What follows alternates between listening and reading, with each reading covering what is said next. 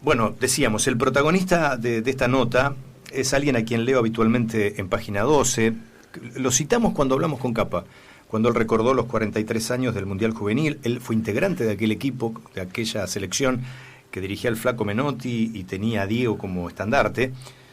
Y era la persona indicada para poder desarrollar con él la temática de hoy, que es el odio. El odio en el fútbol, y de alguna manera vamos a trascender la pelota y vamos a hablar de otras cuestiones. Está en Logroño, en España, así que lo vamos a saludar. José Luis Lanao, ¿cómo te va? Gracias por atendernos. No, gracias a vosotros por darme esta oportunidad de comunicarme con ustedes. Bueno, pensamos en vos porque yo decía, te leemos, te escuchamos, y de aquel futbolista que apareció en la primera de Vélez, que jugó en Huracán, en Unión, en Salamanca y en el Logroñés, ha sido construyendo un periodista con una bellísima capacidad para poder expresar y poner en palabras lo que sentís. Así que, bueno, era Lanao, y a Lanao le queremos preguntar, estoy aquí con Gustavo Galera, exfutbolista, futbolista, porque uno es futbolista todo el tiempo, psicoanalista. Queremos preguntarte primero, como una asociación libre, lo hacemos siempre, ¿qué te genera si decimos fútbol y odio? Bueno, en principio, fútbol y odio, el odio en el fútbol no está alejado de la propia inercia del odio de la sociedad, ¿no? Sobre todo de la sociedad contemporánea, donde las desigualdades permanentemente se hacen evidentes.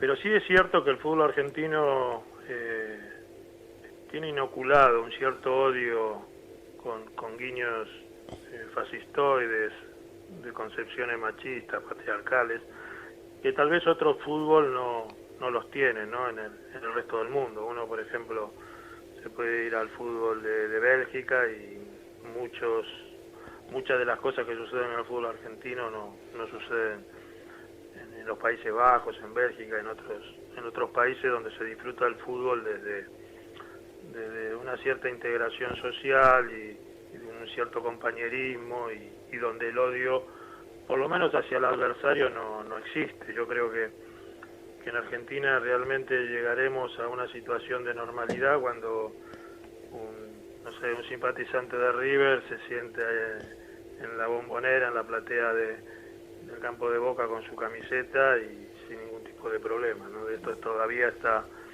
muy alejado.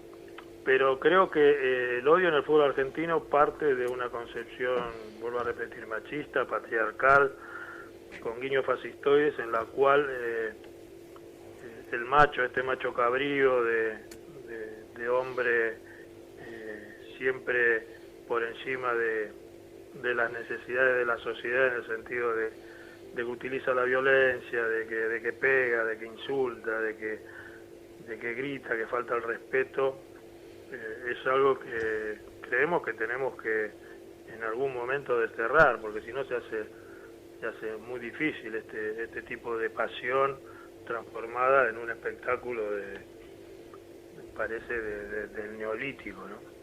Hola José Luis, lo saluda Gustavo Galera. Yo estuve trabajando en Costa Rica y esto que usted dice de los rivales en la misma tribuna fue una de las cosas que más me llamó la atención cuando estuve trabajando ahí, porque en realidad a veces en la misma tribuna había intercalados de un equipo y del otro. Y cuando llegamos a la cancha yo pensé, se van a matar esta gente. Y la verdad no pasó nada. Ahora, esta construcción del odio en el fútbol, ¿por dónde piensa usted que debe atacarse o por lo menos cuestionarla desde los ámbitos que puedan hacer algo con esto? ¿Quién debe ser responsable de esto? Bueno, en principio una puntualización, ¿no? No hay que irse a Costa Rica, ¿no? El ejemplo tuyo es interesante, pero digo, no hay que irse a Costa Rica, que tal vez es un país que no tenga una tradición. Sí la tiene, José. Importante. Sí la tiene, para ellos la tiene. No, pero digo, claro, no. Me matarían si... Claro, pero a nivel tal vez internacional no tiene ese peso específico. Sin embargo, ir simplemente a España, es decir, uno tranquilamente puede ir con una camiseta de Real Madrid al Camp Nou no tener ningún tipo de problema. Es decir, yo creo que en otros espacios y en otros países el fútbol está más normalizado. Respecto a tu pregunta, para mí parte en principio de una cuestión educacional, ¿no? De algo donde el fútbol aparece como que está alejado de ciertos conceptos educacionales que parten fundamentalmente en la familia, parten fundamentalmente en la modificación de estereotipos muy insertados en la sociedad argentina respecto del macho, de lo que hablaba anteriormente, de la falta de respeto, de la homofobia, ¿no? De esa expresión tan dañina, tan violenta cuando se refieren en los campos de fútbol a los putos, ¿no? Es decir, esa degradación del ser humano, de ver al otro como un enemigo, es algo que nos tendría que hacer replantear. Sí, es cierto que el fútbol no está alejado de lo que es la sociedad. Uno sale a la calle y la propia sociedad también encuentra manifestaciones de este tipo de odio, ¿no? Uh-huh. Pero creo que nos tiene que hacer reflexionar un poco sobre este camino tan devastador, tan descarnado, ¿no? Estamos hablando con José Luis Lanao. Yo decía por allí, fuiste integrante, jugador de aquella selección del año 79 que dirigía el Flaco Menotti, y si hablamos de odio, digamos, el odio en su máxima expresión fue la dictadura, aquellos genocidas que perpetraron cientos de crímenes e hicieron desaparecer 30.000 compañeros. Vos en ese momento jugabas en Vélez, jugaste en la selección, eras militante político, pertenecías a la juventud comunista.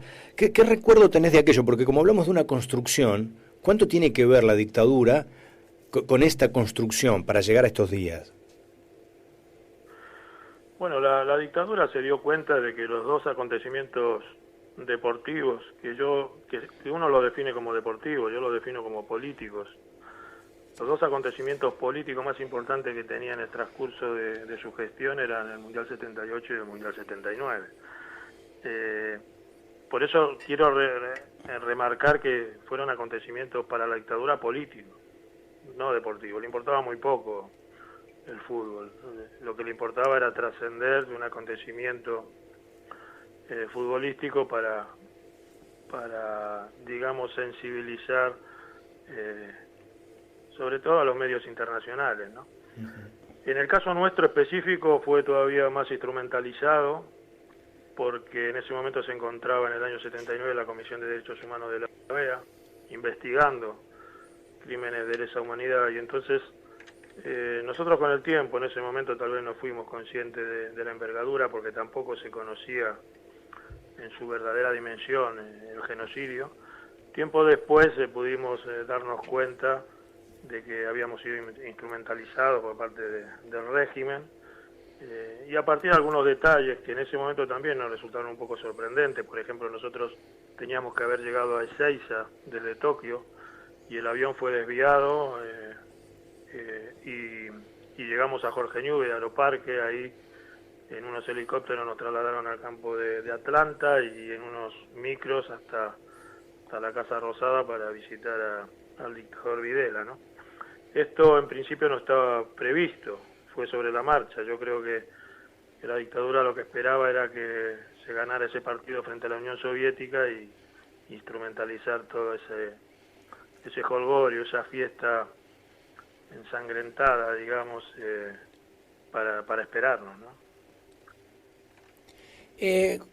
José Luis, yo te vuelvo para atrás. Me quedé pensando esto que vos me decías de la educación. Y en realidad en ese punto, obviamente que creo profundamente en la educación, pero me parece que hay otras cosas que hay que pensar más allá de la educación. Porque vos me hablás o usted me habla, perdón, de el simpatizante de Barcelona, del Real Madrid entrando al Camp Nou. Y yo digo, sí, verdad, en realidad el europeo educado, qué bueno. Ahora, ahí está Vox. Claro. Ahí aparece Le Pen, la hija de Le Pen, ahí aparece de vuelta en Alemania grupos nazis, digo, y ahí es donde a mí un poco se me pierde esta cosa de la educación, porque también estos sujetos son sujetos educados por el sistema. No, yo disiento en ese sentido porque la extrema derecha es un fenómeno que está asociado fundamentalmente con la inmigración. Es decir, el mensaje directo que llega sobre todas las capas sociales y trabajadoras, en principio es el tema de la deslocalización del trabajo, producto de la globalización, lo que lleva a unos estándares de desempleo muy grandes, y entonces ese mensaje tan comprado de que primero nosotros, un poco el eslogan de Trump, que lo dice Le Pen y lo dice la extrema derecha en Europa, es muy fácil ceder a ese eslogan tan apetitoso de que primero nosotros, y evidentemente sobre un continente donde la inmigración tiene una fuerza sustancial sobre el mercado laboral. Hay que pensar que cuando a un turco se le pregunta si quiere ir a Brasil o a Alemania, su elección es bastante sabida, ¿no? Uh-huh. Entonces, un dato, por ejemplo, que refleja este concepto de la extrema derecha sentado sobre determinados eslogans, es el Cinturón Rojo de París. El Cinturón Rojo de París siempre ha sido un votante de izquierda, asociado fundamentalmente con el Partido Socialista francés, ahora con un cierto apoyo a Mélenchon, pero el Cinturón Rojo de París pasó a ser un voto claro y definido de la extrema derecha, producto de estas clases trabajadoras y de ese sentimiento nacional frente a esa inmigración masiva que evidentemente sin tener la posibilidad de habitar el centro de París se refugió en el extrarradio de París, que era el Cinturón Rojo. Entonces no hay que verlo desde el punto de vista solamente ideológico, es decir, uno puede hablar con determinados votantes de Vox que el tema de la inmigración lo tienen muy fuerte y muy descarnados en su visión, pero no tienen un concepto ideológico de extrema derecha tan asociado, entre otras cosas porque no hay un proceso de formación, que es lo que de alguna manera yo estaba mencionando con anterioridad. Uh-huh. Es decir, a partir, creo, de hacer hincapié en un proceso formativo, de que en principio la inmigración es necesaria porque no deja de ser importante en el motor económico de un país, producto de su mano de trabajo, de su mano de obra, pero aparte de la asimilación de que en definitiva todos hemos sido de alguna manera u otro inmigrantes, ¿no? Es decir, a un español que esté votando a Vox, que reniegue de su pasado histórico cuando España fue un país puro y neto de migración, sobre todo en esos procesos de hambruna asociados a la guerra civil, a la Segunda Guerra Mundial, es una persona que evidentemente desconoce parte de su historia o no ha sido informado de esta situación. Entonces, creo que parte de lo que anteriormente estaba mencionando, ¿no? Un proceso formativo, un proceso educacional y un proceso de integración a partir de hacerle ver a estos estamentos o a estos partidos o a estos votantes de estos partidos que hay una historia detrás, que hay un pasado que hay que descubrir y que debe ser reconocido, ¿no? Pero acá lo tenemos también a eso, asimilándolo al fútbol, es el boliviano de Boca, digo, en algún punto esto también de la inmigración,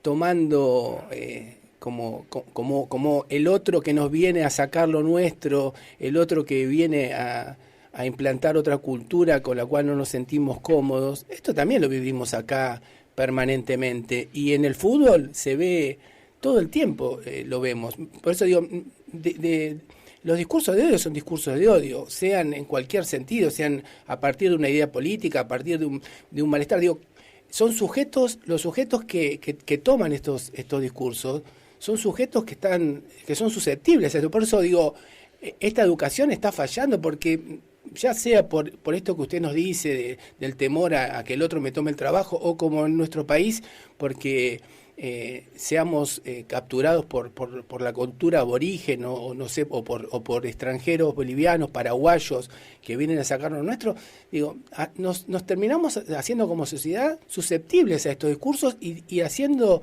y diciendo cosas muchas veces que como usted dice, que si lo hablas en persona con sujetos pensantes no podrían sostenerlo más allá de un momento, ¿no? No, pero esto se suma es decir, evidentemente no podemos mencionar, digamos, todos los aspectos, ¿no?, que relacionan ese incremento de la extrema derecha o el posicionamiento, por ejemplo, en Argentina de sectores también radicalizados. Pero debemos partir de una base, es decir, este fenómeno de la extrema derecha también está asociado a una inmigración de estrato social bajo. Es decir, cuando nosotros hablamos en Argentina del boliviano es un tema despreciativo no solo desde el punto de vista de la inmigración y que supuestamente puedan acceder a algunos trabajos que el argentino no quiere, no, es simplemente que es una inmigración pobre. Claro. La inmigración pobre, la inmigración estigmatizada. José Luis, que, en Argentina sí. No, perdón, porque quería decir esto, te adelantaste de alguna manera y está bueno, porque yo lo has vivido quizás como futbolista, porque sos argentino, porque además eras militante de izquierda, porque es selectiva. El odio es selectivo, porque Messi es argentino y las grandes figuras de los equipos españoles e italianos son extranjeros. Con ellos no tienen problemas. El problema es con el pobre. Con el argentino pobre, con el boliviano pobre, con el turco pobre, con el africano pobre, porque hay figuras del fútbol español, italiano y alemán, que son africanos. Pero allí no hay una mirada de odio con ellos. Es muy selectivo el odio, ¿no?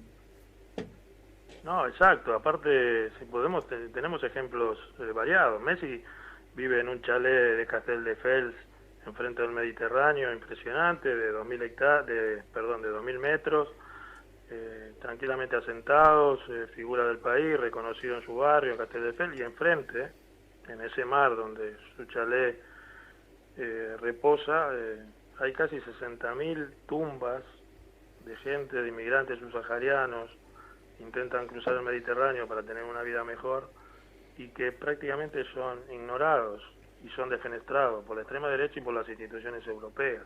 Entonces, ejemplos tenemos muchos. Es lo mismo que si Argentina mañana llega el presidente del Paris Saint-Germain, que es catarí, y a ver quién no lo va a sentar a su mesa, quién se niega a sentarlo a su mesa para Navidad, ¿no?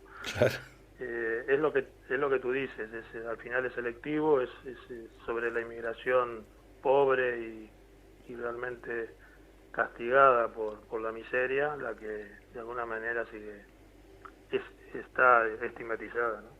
En su presentación Gustavo Galera, que el futbolista, y me gustó eso, y quería preguntártelo porque fuiste jugador de fútbol, que el futbolista no odia, puede enojarse, puede haber una respuesta, pero en definitiva el futbolista no odia al adversario. Yo quería preguntarte si lo sentís de esa manera, si lo vivías de esa manera, y después me quiero meter con lo que le pasó a Arias, que escribiste en página 12 sobre la banalización del odio. Pero en principio esto, ¿el futbolista odia al adversario, al rival, o son respuestas humanas ante un hecho puntual? Yo creo que hay que pensar de que el futbolista piensa que el fútbol es un trabajo. Ya llega a un término de exigencia y llega a un término de responsabilidad, que aquel fútbol que jugábamos con los amigos en el parque, que esto lo he hablado con infinidad de jugadores, la felicidad que supone el jugar con nuestros amigos en el parque, tirando un caño, un sombrero, eso en el fútbol profesional desaparece, por lo cual uno disfruta con el fútbol a ese nivel y a ese nivel de exigencia, pero no deja de ser, entre comillas, un trabajo muy bien remunerado, excelentemente remunerado para algunos y muy mal para otros, pero que termina siendo digamos, una ida a la oficina con sus más y sus menos, ¿no? Por lo cual no creo que el futbolista odie al adversario, sino que asume esta pasión y este deporte como una manera para construirse su destino económicamente y de forma profesional. Lo que sí creo que determinados comportamientos de futbolistas posicionan que con determinadas actitudes que se llegue a un odio identitario de determinadas aficiones respecto al adversario, ¿no? Que no es de ahora, que viene de mucho tiempo atrás, pero que a mi entender le hace mucho daño al fútbol argentino. Y por ejemplo, ¿cuáles serían esas figuras? Yo tengo la gente, por ejemplo, los jugadores de Platense agrediendo a Arias, y por ahí ese jugador de Platense que se enoja con Arias porque atentó contra la hinchada de Platense, después se va a jugar a Argentinos Juniors y defiende a la hinchada de Argentinos Juniors porque un jugador de Platense se metió con ellos. ¿Cómo lo entendés? ¿Cómo lo vivís?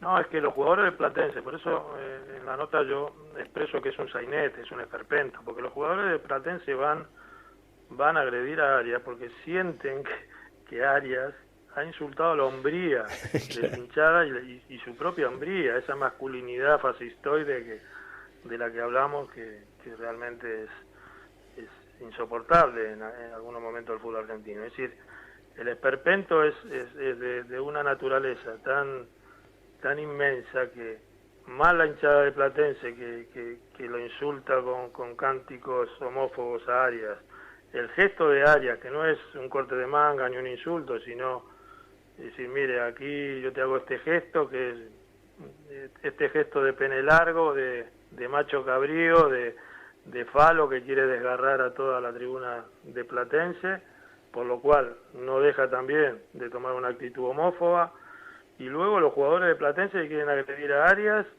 para defender esa hombría de macho, por lo cual esto es parte del fútbol argentino. Es decir, aquí si uno ve la secuencia, que creo que muchos medios de comunicación no lo han interpretado así, pero si uno arranca con la secuencia desde el minuto que sucede el incidente, es realmente tremendo, es decir, porque está hablando de una situación de odio, de macartismo futbolístico que uno no tendría que aceptar, ¿no? Pero también es una sobreactuación, ¿no? En algún punto. No creo que en esta construcción del odio, porque el odio es algo que se construye, es algo más profundo, es algo más permanente, es algo que nos lleva a la venganza, a que se transmite de generación en generación. En esta escena que usted relata, es terrible el discurso que se manifiesta o que queda flotando en el aire, pero internamente me parece que lo que termina siendo, como usted dice, una actuación, un sainete, una situación que difícilmente fuera de ese contexto, o cuando la vieron en televisión, la mayoría de los jugadores platenses podrían verse reflejados personalmente lo que hicieron, ¿no? Sí, pero una sobreactuación se puede conformar, hacer una performance con otro tipo de gestos.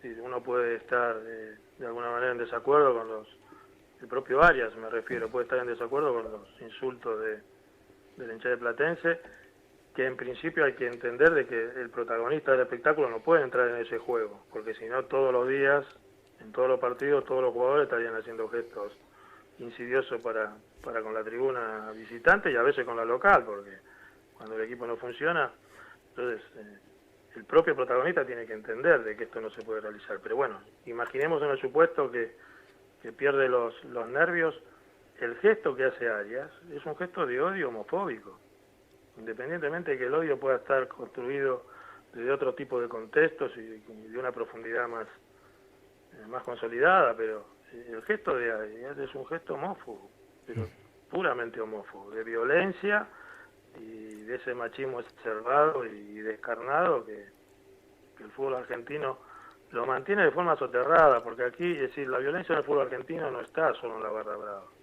está en los vestuarios, está en la platea, está en el palco de autoridades, en los dirigentes, en ciertos medios de comunicación, es decir, este tipo de violencia no pertenece en grado máximo a los barra brava, pero luego hay como un hilo conductor en la cual afecta a todos los estamentos del fútbol argentino.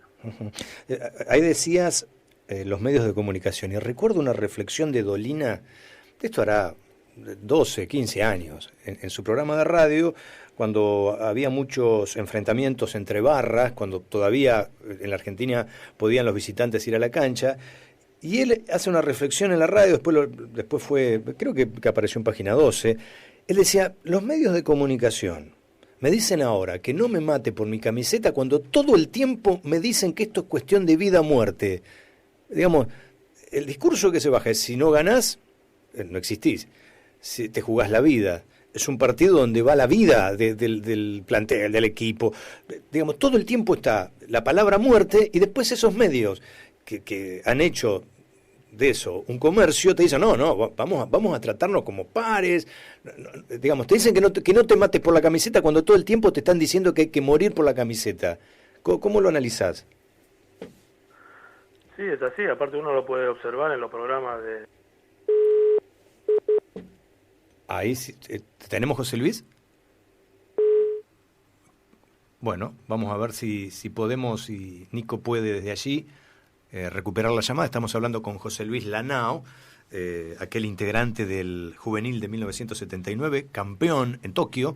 Jugó después, recordamos, empezó en Vélez, Huracán, Unión de Santa Fe, se fue al Salamanca, jugó en el Logroñés de España, ahí vive en Logroño, es un riojano más, dicen ellos, y estábamos hablando sobre esta situación donde los medios de comunicación todo el tiempo bajan un discurso que tiene que ver con el odio, que tiene que ver con ganar para existir, ganar para ser, y por supuesto, te imaginás, el que sale segundo no es nada, el que sale anteúltimo merece ser desterrado del planeta fútbol. Y después esos tipos te dicen, no, pensemos la situación, repensemos todo. Bueno, ahí lo recuperamos a José Luis Lanao. José Luis, te decíamos eso, ¿no? ¿Qué rol juegan los medios de comunicación? No solo en el fútbol, sino también fuera del fútbol, ¿no? Para esos discursos de odio.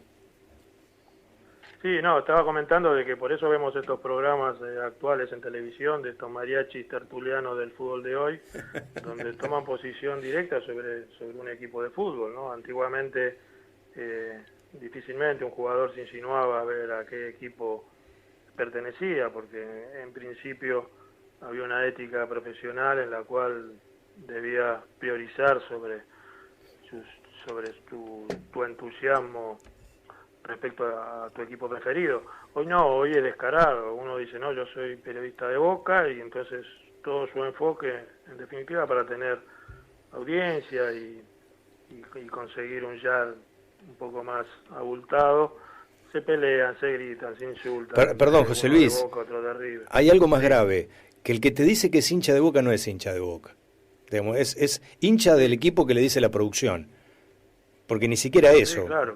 Son hinchas, periodistas de bufanda, como dice Capa, pero ni siquiera son hinchas de los equipos que ellos dicen representar. Forman parte de un espectáculo donde bajan mucho discurso de odio, donde no se habla de la pelota, donde no se habla del juego, y sí se habla de lo que pasa fuera de la cancha. Van buscando los aspectos más amarillos, pero eso le da mucho rating. Son los que más plata ganan, son los que la gente consume, y eso también nos lleva a hacer una lectura interna, ¿no? ¿Por qué el Chiringuito de Jugones en España tiene tanta audiencia? Si es eso, un grupo de periodistas de bufanda que hablan muy poco del juego. Sí, lo que pasa es que es una determinada audiencia. Es decir, el Chiringuito de Jugones se sigue viendo en canales de una relativa audiencia y sobre todo en canal de pago. Es decir, al final es cierto que tienen audiencia, pero una determinada tipo de audiencia. Le pasa lo mismo a los programas del corazón aquí en España o del cotilleo de la farándula. Es decir, tienen evidentemente audiencia, pero al final no dejan de ser 2,5 millones de personas que están detrás del televisor, cuando España tiene una población de 46 millones. Por lo cual, quiere decir que hay ya no digamos el hecho de que mucha gente ya ni mira televisión, pero bueno, con esto quiero decir que hay un gran porcentaje de gente que le ha dado de espalda al fútbol, porque no nos olvidemos que antes en el fútbol, en el análisis futbolístico, con periodistas como Panzeri, como Juvenal, como Esteban Pejkovic, no sé, cantidad de ellos, también tenían una evidencia enorme y era un periodismo de calidad, ¿no? Por lo cual, todo parte de una cierta banalización de la sociedad en la que vivimos, producto de este capitalismo o neocapitalismo tardío, donde todo es muy fugaz, muy inmediato, muy urgente, de poca consistencia, con poca lectura, con poca reflexión, y entonces se banaliza el cine, se banaliza el arte, se banaliza el fútbol, se banaliza el deporte en general, se banaliza la política. Y al final lo que estamos construyendo es una, más allá de las pantallas, una sociedad que consume, que una parte de la sociedad consume esto y sigue rentabilizando este tipo de discursos, ¿no? También es cierto que los medios de comunicación son los principales generadores de los discursos de odio y por lo menos los que más lo sostienen. Y sobre todo al multiplicar estas imágenes como la que usted marcaba de Arias, que no dejan de ser otra cosa que escenas de violencia simbólica, quiero decir, ¿no? No son escenas de violencia real, sino son escenas de violencia simbólica que luego, en el devenir de la sociedad, un sujeto las toma como reales y actúa contra un homosexual en la calle, golpeándolo por el solo hecho de ser homosexual. ¿Comparte esto en relación a los medios? Sí, sí, por supuesto. El share y el rating está por encima de todo. Y sobre todo lo veo es perceptible en determinados medios dominantes de cosas que a mí me resultan asombrosas, ¿no? Es decir, que el señor Echecopar, por ejemplo, tenga un programa de televisión con una chapa de sheriff en la solapa y mantenga, no sé, una cierta audiencia producto de lo que dice, que es prácticamente llegar a comportamiento de fascismo y de nazismo, de una crueldad asombrosa. Por eso aquellos que vivimos, yo vivo en este momento en España, y aquellos que han vivido dictaduras fascistas o de tintes nazis durante mucho tiempo, no se cortan en hablar del fascismo y del nazismo con virulencia, ¿no? Más allá de lo que hablábamos con anterior, el resurgimiento de Vox, que ha sido algo relativamente temprano, y que parece que su efervescencia ha llegado a su límite, ¿no? Pero se habla de esto con suma naturalidad. El fascismo es fascismo. Claro. Sí, puede tener connotaciones no solo políticas, sino de este fascismo de andar por casa que es tan habitual. Entonces, evidentemente que los medios de comunicación tienen una responsabilidad, sobre todo también en el engaño, en la mentira, en la manipulación, en mensajes subliminales que llegan a la población y que distorsionan el discurso, ¿no? José Luis, agradeciendo tu tiempo, la chance de poder dialogar contigo, yo quería preguntarte, quería cerrar la nota, preguntándote ¿cómo lograste? Porque yo repaso tu historia personal, eras un crack, campeón juvenil, jugabas en España, apareció un virus y no pudiste jugar más. Digo, ¿cómo reconstruiste tu ser? Digamos, ¿cómo te sacaste quizás el odio que podía generarte esta cuestión de, un virus, no puede caminar, no puede jugar más al fútbol a los 26 años, para reconstruirte? ¿Cómo fue tu etapa de resiliencia para ser lo que sos hoy? Bueno, en principio, para mí la contestación era fácil. Para mí el fútbol no era mi principal prioridad, ni mi principal pasión. Mi principal pasión y obsesión era escribir. Con lo cual, evidentemente que fue un golpe duro, muy duro, especialmente porque no era solo que no podía jugar al fútbol de forma profesional, sino que no podía volver a jugar al fútbol. Es decir, claro, hoy yo no tengo la capacidad de poder hacer un cambio de frente de 40 metros con una pelota, ni hacer 2 toques de balón porque tengo el impedimento muscular en una de las piernas. Pero siempre se dice, ¿no?, que no hay mal que por bien no venga. Me permitió incorporarme de forma inmediata en el grupo Vocento, uno de los grupos más importantes de España a nivel de medios de comunicación, y de forma casi inmediata me puse a escribir. Entonces me permitió desarrollar realmente lo que más me gustaba, ¿no?, que era que era poder enfrentarme a una idea frente a un folio en blanco. Perfecto. Bueno, José Luis, ha sido un placer poder dialogar contigo, ha sido muy amable, te felicito, te leo habitualmente en Página 12, a veces escucho al maestro Víctor Hugo Morales haciendo mención de algunos de los textos, escribís con mucha belleza, hay unas construcciones metafóricas maravillosas, aquellos que escribimos, bueno, quien te habla particularmente valora eso, ¿no? De la utilización de las palabras, de la buena construcción literaria para poner en un texto una idea. Así que felicitaciones y muchas gracias por charlar con Doble 5. No, gracias a vosotros por darme esta oportunidad y un abrazo enorme para todos.